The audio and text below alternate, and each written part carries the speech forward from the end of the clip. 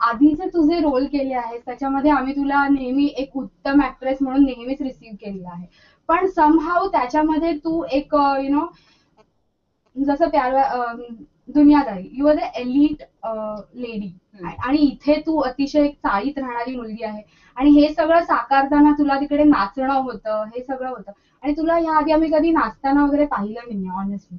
तर हे तुझ्यासाठी ना मी नो एंट्री मध्ये. हा म्हणजे exactly that's what I am saying, that is very glamorous. Okay, म्हणजे ते खूप छान वगैरे दिसतो.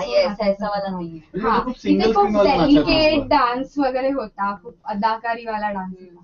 तर ते करताना किती मजा आली तुला? करताना खूप मजा आली मला खूप मजा आली, कारण माझ्यासाठी नवीन होतं. आणि ऑनेस्टली 1, 2, 3, 4 ह्याच्याशी माझं फार चांगलं नातं नाहीये. If you set me free and if you ask me to dance, I will make sure that you won't blink your eyes.